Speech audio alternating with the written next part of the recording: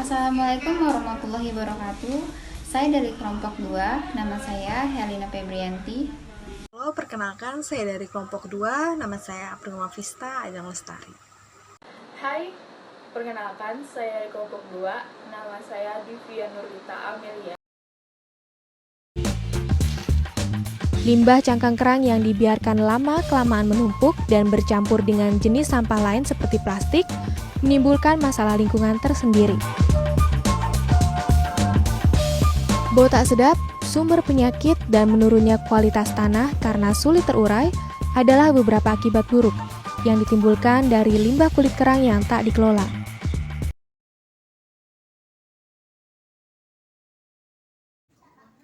Indonesia yang merupakan negara yang sebagian besar terdiri atas perairan, dalam hal ini laut kaya akan berbagai hasil laut, baik itu berupa ikan ataupun kekayaan laut lainnya. Salah satu kekayaan laut yang dapat dimanfaatkan adalah berupa kerang. Salah satu prinsip ekonomi biru adalah meniru bagaimana alam bekerja, dengan kata lain mengambil inspirasi dan inisiatif dari alam untuk dapat bekerjanya ekosistem biru.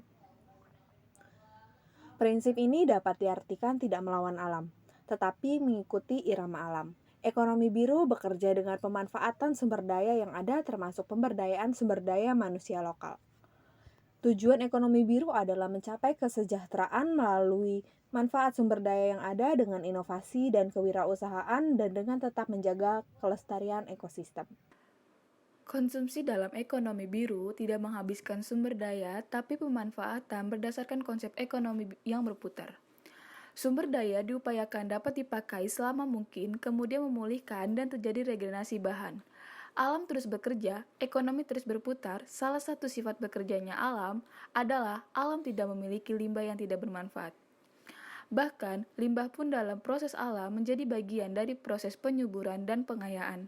Dengan demikian, dalam proses ekonomi biru, penetapan nilai tambah tapi cukup memanfaatkan apa yang ada, apa yang dimiliki secara bijak dan kreatif. Tentu saja oleh siapa saja yang memiliki inisiatif dan hasrat untuk melakukan perbaikan. Hasil analisis pada tahun 2017 di wilayah pesisir Nambangan Cumpat didapatkan bahwa jumlah limbah kerang di pesisir desa Nambangan berjumlah 12.823 ton atau 2.000 sampai 2.500 kg per hari.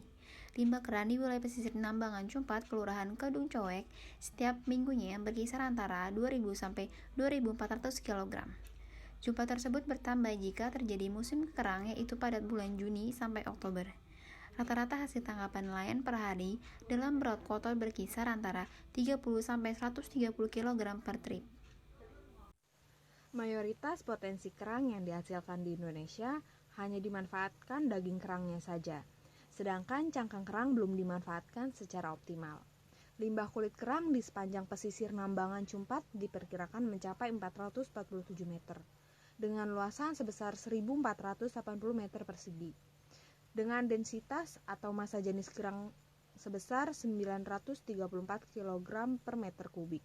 Maka dapat diperkirakan volume limbah kulit kerang yang menumpuk di wilayah pesisir Nambangan Cumpat, Kelurahan Kedung Coek mencapai 13.823 ton. Besarnya jumlah limbah kulit kerang tersebut secara tidak langsung akan berdampak pada menurunnya kualitas lingkungan dan menurunnya tingkat kesehatan masyarakat setempat.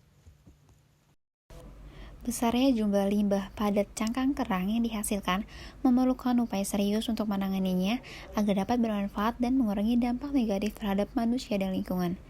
Selain bernilai ekonomis tinggi, pemanfaatan limbah cangkang kerang ini juga bertujuan untuk mengurangi limbah cangkang kerang yang menjadi sumber permasalahan.